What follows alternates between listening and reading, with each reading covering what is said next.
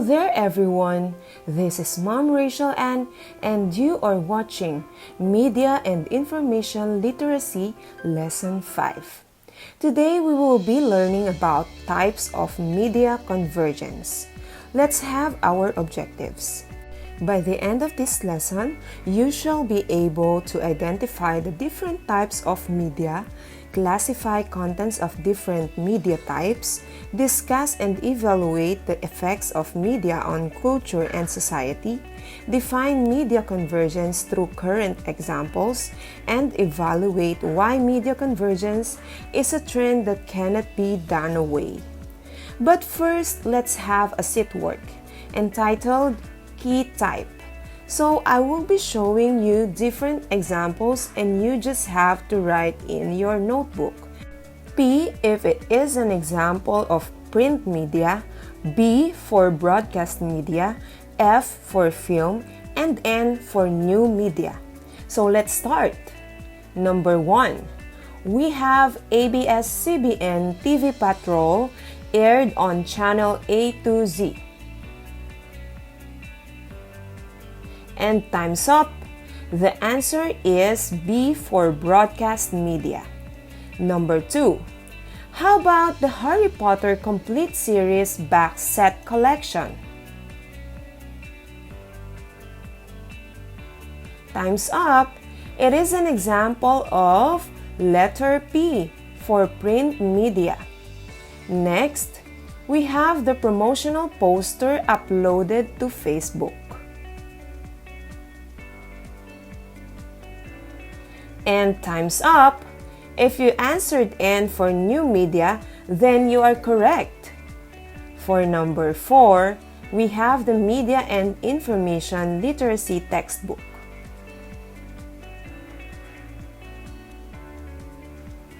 Time's up. It is an example of letter P for print media. Number 5. Don't Let Me Down by the Chainsmokers on Spotify.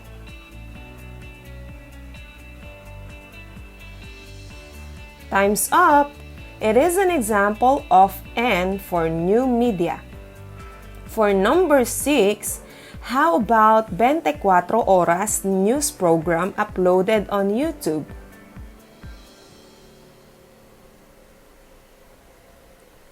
And time's up. If you also answered N for new media, then you are correct. Next, let's have another one. One Punch Man manga uploaded in my manga website.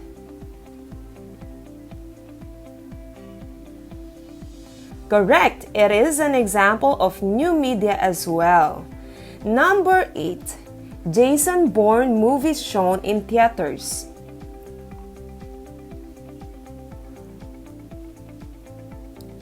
Time's up. It is an example of letter F for film. For number 9, we also have the Philippine Daily Inquirer newspaper. Time's up. It is an example of P for print media. And lastly, for number 10, 7 Years by Lucas Graham played on 90.7 Love Radio. And time's up. If you also answered B for broadcast media, then you are correct.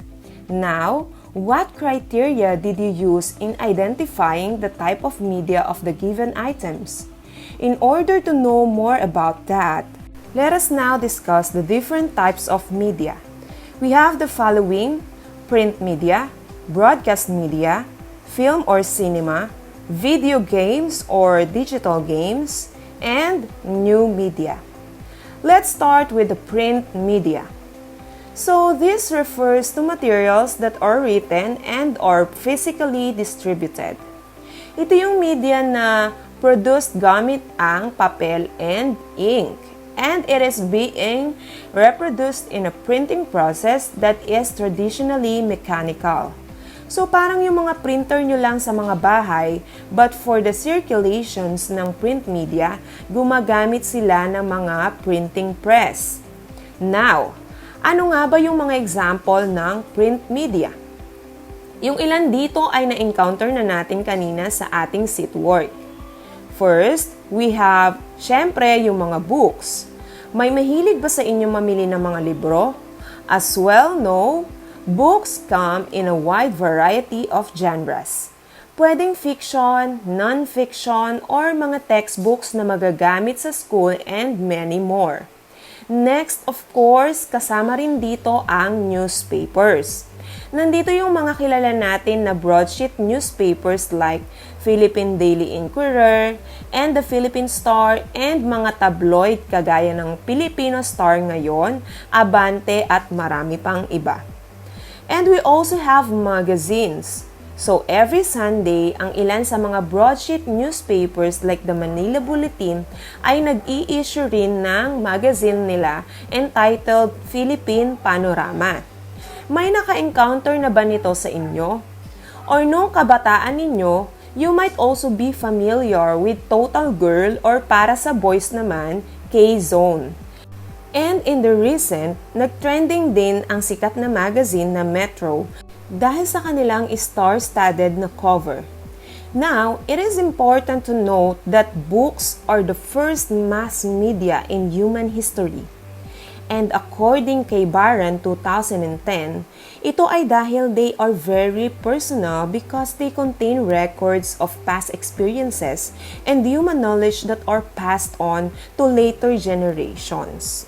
Ang pagbabasa ng mga libro ay pwedeng magbigay sa atin ng opportunities for escape and pwede ring personal reflection as experienced by the one who reads a novel. So no matter what your interest or purpose is, there is surely a book for you.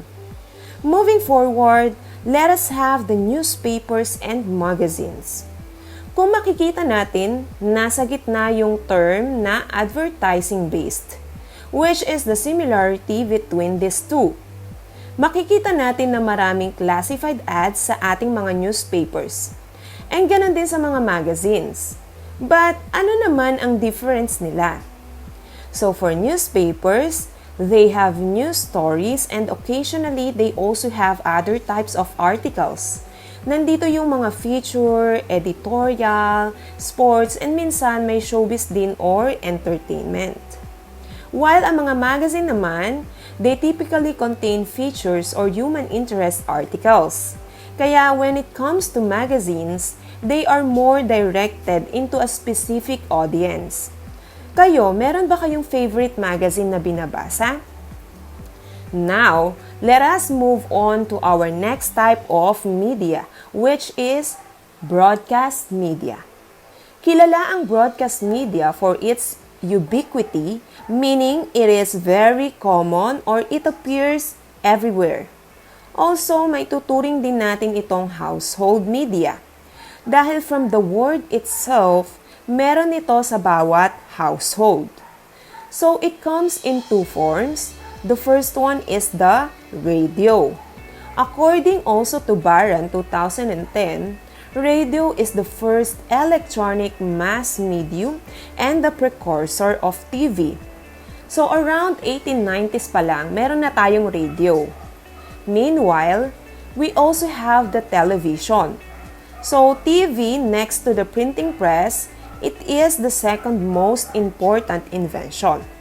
Sa everyday life natin, lalo na nung panahon ng inyong mga lolo at lola, mommy and daddy, sobrang marami talagang naitutulong ang television.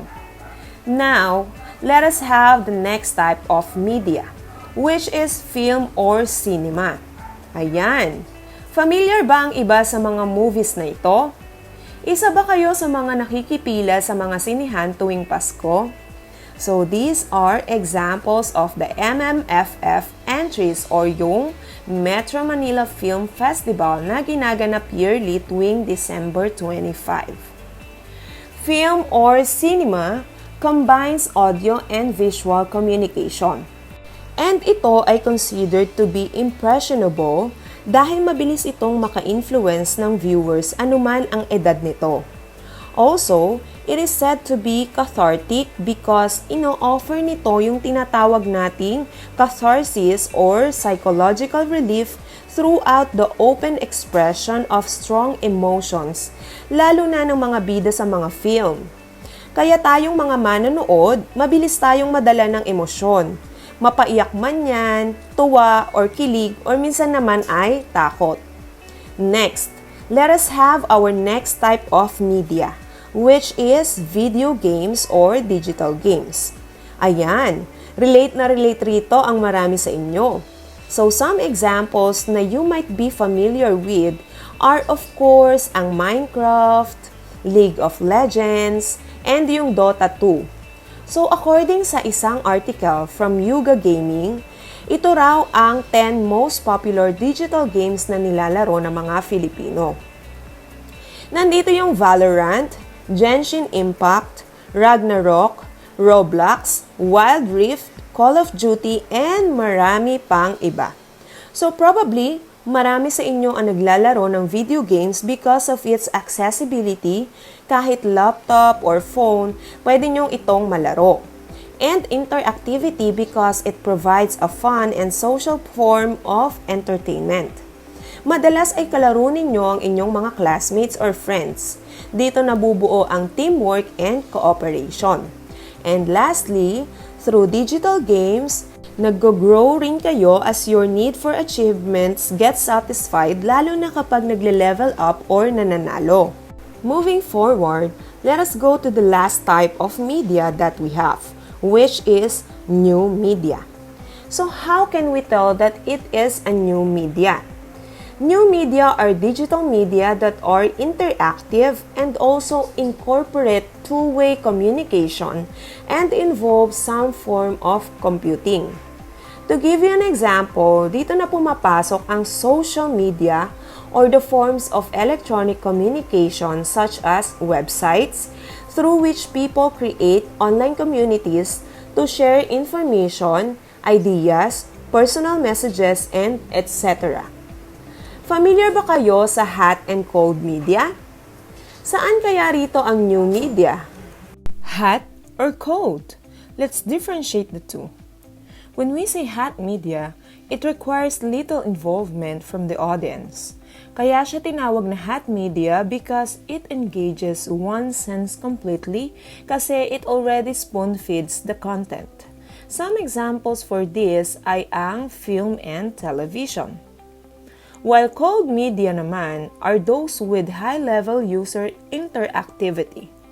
This generally uses low-definition media that engages several senses less completely in that it demands a great deal of interaction on the part of the audience, like video games and online media platforms. So, new media are considered to be cold media. So, gaano nga ba tayong mga Pilipino ka-active pagdating sa social media? Let us analyze this infographic from a January 2017 survey by the Global Web Index. Anong bansa raw ang may pinakamahabang oras na nagagamit sa social media? Ilang hours kaya ito? You may post the video and answer in your notebook. So, tama! Philippines ang may pinakamataas with 4 hours and 17 minutes on average every day, while Japan naman ang lowest with 40 minutes only. Let's also analyze this next infographic. So, isa pa rin itong survey from 2017 sa ang social media app pinaka-active ang Filipinos. So, ito ay sa Facebook.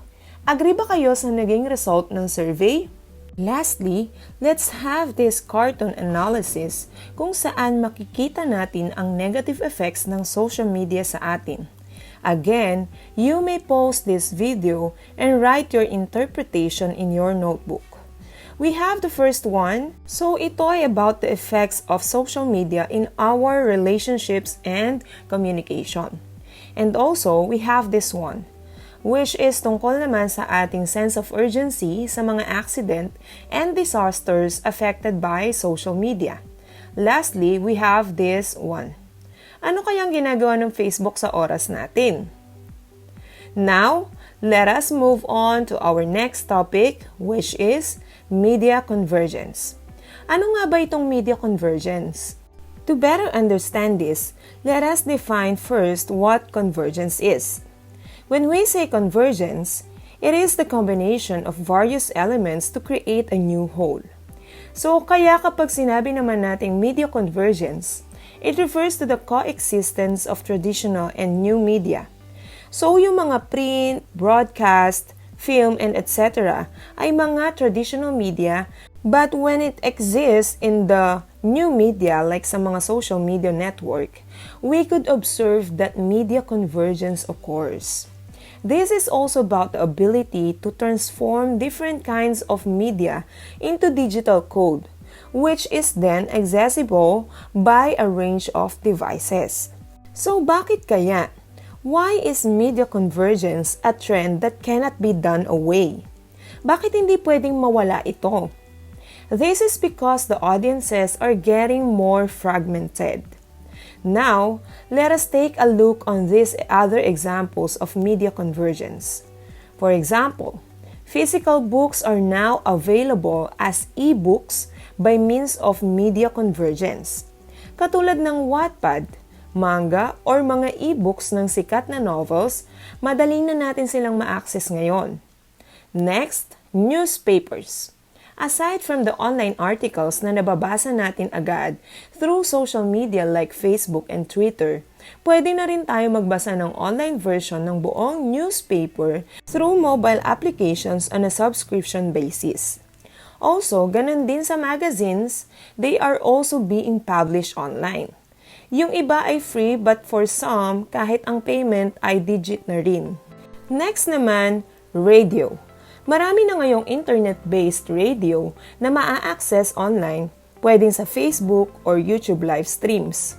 Meron ding digital radio mula sa mga website or app ng mga sikat na radio stations. And lastly, we have the television. Marami sa mga paborito nating teleserye and variety shows ay internet-based na rin. Yung iba ay live na mapapanood sa kanilang mga Facebook page or YouTube channels, pero meron namang available on demand through the different streaming platforms like Netflix, iWantTFC, iFlix at marami pang iba. So these are just some examples of media convergence na meron tayo ngayon. Kayo, can you also think of examples of media convergence? And that concludes our discussion for today. Again, this is Mom Rachel Ann, and thank you so much for watching. Goodbye, everyone!